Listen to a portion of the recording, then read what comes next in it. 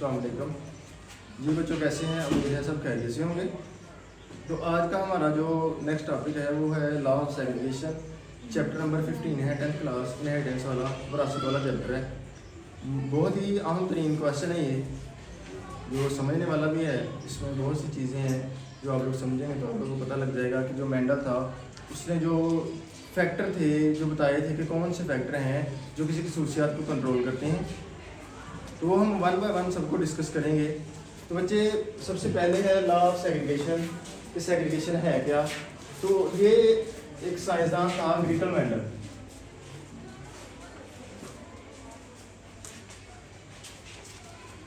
इसने 1865 से लेकर 1866 में ये लॉ पेश किया। इसने बताया कि ये एक ऐसा लॉ है जिसमें जो पेयर ऑफ जीन है वो सेग्रीगेट होते हैं, अलग-अलग होते हैं, और उसमें जो खसूसियात हैं वो कंट्रोल करता है डोमिनेंट वाला अलील। डोमिनेंट अलील उसकी खसूसियात को कंट्रोल करता है, जिसमें ट्रू ब्रीडिंग का इस्तेमाल किया गया।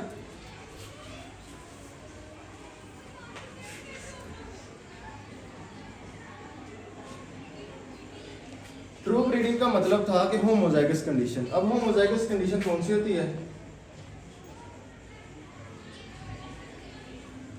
जिसमें पेयर ऑफ जीन्स होते हैं, जो पेयर ऑफ अलील हैं वो सिमिलर हों एक दूसरे से।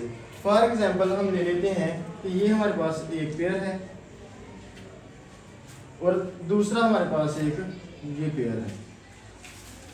अब यहाँ पर ये जो है ये एक जीन का जोड़ा है, तो इसलिए हम कहते हैं कि जो वन पेयर ऑफ जीन है ना, ये हमारी एक खसूसियत को कंट्रोल करता है, यानी कि one pair of gene control only single trade. तो ये एक ट्रेड है, यानी कि जब हम इसके अंदर फर्टिलाइजेशन करवाएंगे, क्रॉस फर्टिलाइजेशन इनके अंदर होनी है। सबसे पहले जो FP1 जनरेशन थी, P1 जनरेशन का मतलब होता है कि पेरेंटल जनरेशन। अब जब दोनों का, अब इनमें से आप कंसीडर किसी को भी कर सकते हैं, मेल, और किसी को भी फीमेल कंसीडर कर सकते हैं।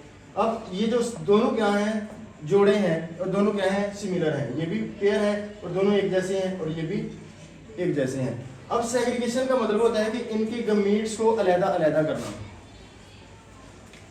यानी कि जब हम इनको गमीट्स की शक्ल में लेके आते हैं तो ये जो R है, एक गमीट बनाते हुए दोनों पेरेंट्स में से एक एक आते हैं, यानी कि यहां से एक R आएगा और यहां से भी एक R। अब जब दोनों मिलेंगे तो कैपिटल R और स्मॉल r बन जाएगा। अब ये जो कैपिटल R और स्मॉल r था, इसको कहते हैं जी F1 generation.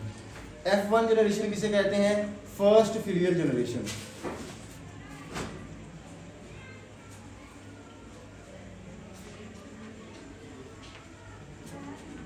First filial generation. अब ये जो है ये R और ये दोनों क्या हैं, गमीट हैं। अब ये जब यहाँ पर मेंडल ने यहाँ तक पहुँचा तो उसने कहा कि जो F1 जनरेशन में थे, जो तमाम के तमाम सीड थे वो राउंड थे, यानी कि गोल थे। अब इनका राउंड या गोल होने से क्या ताल्लुक था कि भाई ये जो कैपिटल वाले हैं ये रिप्रेजेंट करते हैं डोमिनेंट को,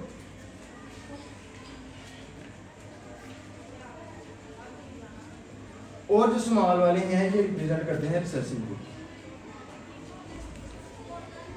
अब डोमिनेंट और रिसेसिव क्या होता है? जो डोमिनेंट होता है ना, वो रिसेसिव की खसूसियात को छुपा देता है। Mask the effect of recessive, उसकी खसूसियात को छुपा देता है। और जो रिसेसिव है ये अपनी खसूसियात को, अपनी करैक्टरिस्टिक को रिप्रेजेंट नहीं कर सकता। जब इनके दरमियान क्रॉस हुआ तो एक कैपिटल था और एक स्मॉल r था। अब ये जो कैपिटल R है ये स्मॉल r के साथ जब क्रॉस करता है तो कैपिटल R जो है वो स्मॉल r की खसूसियात को छुपा देता है। इसी वजह से कहा गया कि जो तमाम के तमाम सीड थे वो राउंडेड थे, यानी कि गोल थे। एक तो थे भी डोमिनेंट और दूसरे थे भी राउंड। उसके बाद दूसरे सिचुएशन में उसने क्या किया कि ये जो F1 था, इनका पहले हुई इनके अंदर क्रॉस फर्टिलाइजेशन। अब इनके अंदर क्या होगी बेटा? Self fertilization. अब सेल्फ फर्टिलाइजेशन का क्या मतलब है कि ये इनका जो F1 की जनरेशन आएंगी, यहाँ पर क्या है बेटा, ये भी पेयर है, ये भी पेयर है, यानी कि जब हम इनको अलग-अलग करेंगे, यहाँ पर भी कैपिटल आर और कैपिटल आर अलग और यहाँ पे दोनों अलग, यानी कि दो दो गमीट बने हैं। और जब एक दफ़ा ये जो बनता है इसे हम कहते हैं जाइगोट, यानी कि गमीट के मिलने की वजह से जो चीज़ बनती है उसे कहते हैं जाइगोट। और इस प्रोसेस को हम कहते हैं फर्टिलाइजेशन। अब ये जो पहला लॉ था, इस लॉ के अंदर मेंडल ने सिर्फ एक ही खसूसियात को किया था स्टडी, और वो क्या थी, शेप ऑफ सीड, यानी कि बीज की शक्ल। अब अगर एक वक्त में एक ही खसूसियात को स्टडी किया जाए तो उसे हम कहते हैं बेटा मोनोहाइब्रिड क्रॉस।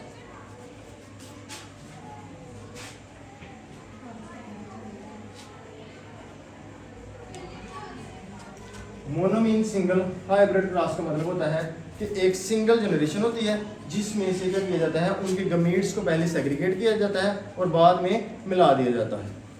अब यहाँ पर पहले तो उनकी सेग्रीगेशन हुई है, अब एक दफ़ा तो ये जो गमीट हैं आपस में इनकी जो क्रॉस फर्टिलाइजेशन हो गई है। मेंडल ने पहले कहा था कि ऐसे पौधे होने चाहिए जो सेल्फ फर्टिलाइजेशन करते हो लेकिन क्रॉस फर्टिलाइजेशन भी करवाई जा सके उनके अंदर। तो उसके लिए जो उसने इंतखाब किया वो पी प्लांट का था, यानी कि पाइजम सैटिवम का। तो जब इसने आपस में क्रॉस करवाया F1 जनरेशन का, उसने आपस में क्रॉस करवाया, यानी कि कैपिटल आर और स्मॉल आर का क्रॉस करवाया, उसी जैसी दूसरी नस्ल कैपिटल आर और स्मॉल आर से। अब जो ही इनके गमीट अलहदा होंगे, ये भी क्या है, पेयर ऑफ जीन्स, ये भी क्या है, पेयर। अब वहां पर हमने कहा कि होमोजाइगस कंडीशन थी, तो दोनों सेम थी। अब यहाँ पर दोनों सेम नहीं है, दोनों डिफरेंट हैं, इसलिए ये कौन सी कंडीशन होगी, हेटेरोजाइगस कंडीशन, ये जो कंडीशन है। अब यहाँ पर दोनों का क्रॉस होगा, जो ही दोनों का क्रॉस होगा तो बच्चे ये दोनों के जो गमीट्स हैं ये सेग्रीगेट कर जाएंगे, यानी कि ये कैपिटल आर और स्मॉल आर, ये कैपिटल आर और स्मॉल आर। अब इनके दरमियान फिर से क्या होगी बेटा, फर्टिलाइजेशन। कौन सी, सेल्फ फर्टिलाइजेशन। सेल्फ फर्टिलाइजेशन के दौरान इनकी जो निकलना है बेटा, जो नेक्स्ट जनरेशन है वो होगी F2। F2 किसे कहते हैं बेटा, सेकंड फिलियल जनरेशन को। अब सेकंड फिलियल जनरेशन में क्या है कि जो F2 है, अब इनका पोनेट का स्केयर ड्रा किया जाता है।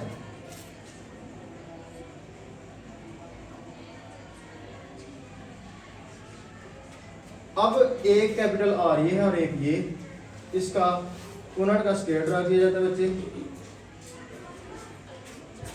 अब इसमें होता बेटा कुछ यूं है कि इनका आपस में क्रॉस जो है ना, सेल्फ फर्टिलाइजेशन, उसका मतलब ये है कि इनका आपस में क्रॉस करवाया जाए। अब इनका आपस में क्रॉस क्या है कि जब इसके साथ क्रॉस करवाएंगे तो ये बेटा हमारे पास आएगा कैपिटल आर और कैपिटल आर। फिर इसका जब हम इसके साथ क्रॉस करवाएंगे तो फिर आएगा बेटा हमारे पास कैपिटल आर और स्मॉल आर। फिर बेटा ये वाली कंडीशन हमारे पास बचती है, इसका इन दोनों के साथ क्रॉस करवाएंगे स्मॉल आर और कैपिटल आर, फिर इसका इसके साथ स्मॉल आर और स्मॉल आर। अब यहाँ पर देखें बेटा, हमारे पास जो फिनोटाइप आई हैं वो कितनी तरह की हैं, दो तरह की।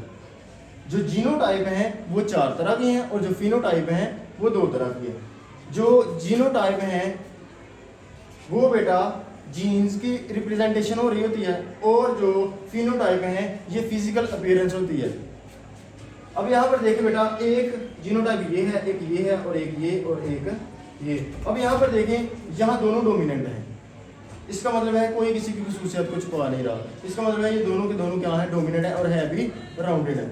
उसके बाद इनमें से एक को देखा जाए तो डोमिनेंट है और एक को देखा जाए तो रिसेसिव है। अब इसमें होगा क्या बेटा कि ये जो डोमिनेंट है रिसेसिव की खसूसियत को छुपा देगा, वो जो रिसेसिव है अपनी खसूसियत को रिप्रेजेंट नहीं कर सकेगा।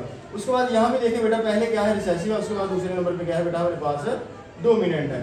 और जो रिसेसिव है ये अपनी खसूसियत को ज़ाहिर नहीं कर सके क्योंकि इसके साथ क्या है बेटा, डोमिनेंट भी है। यहाँ पर देखा जाए तो बेटा दोनों क्या है, रिसेसिव हैं।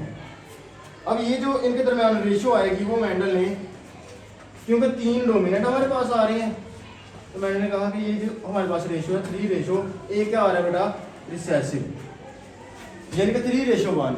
इसका मतलब है कि हमारे पास ओवरऑल जो परसेंटेज निकाली जाए तो बेटा जो 75% है वो क्या होंगे बेटा, राउंडेड, 25% है वो क्या होंगे बेटा, रिसेसिव। ओवरऑल इसकी जो परसेंटेज निकलती है, ये मैंने प्रूफ करके बताया कि भाई इस तरह से इसकी जो है निकलती है रेशियो, किस तरह से उसने इसका एक्सपेरिमेंटल वेरिफिकेशन की। अब इसकी डेफिनेशन पे आ जाते हैं कि डेफिनेशन क्या एक्सप्लेन करना चाहती है।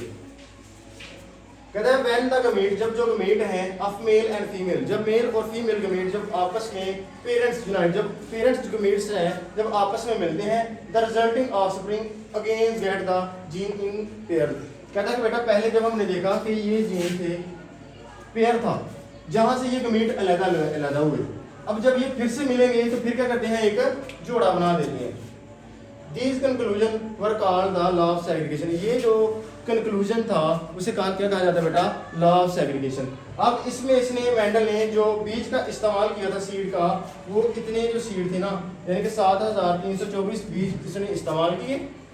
अब उनमें से जब उसने रेशो निकाली तो जो बेटा 5474 बीज हैं, ये क्या थे बेटा, राउंडेड थे यानी कि गोल थे।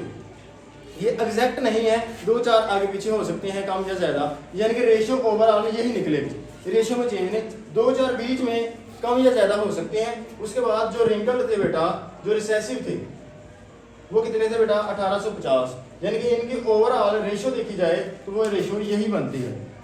तो ये बेटा मेंडल का लॉ था, लॉ ऑफ सेग्रीगेशन, जिसमें क्या था कि बेटा जो अलहदा हो चुके जो पेयर ऑफ जीन्स हैं वो किस तरह मिलते हैं और एक अगली नस्ल में जो कैरेक्टरिस्टिक हैं वो कैसे मुंतकिल होती हैं। तो उसके लिए उसने पहले तो ये कन्फर्म नहीं था कि जो जीन्स हैं वो खसूसियात को ट्रांसफ़र करते हैं।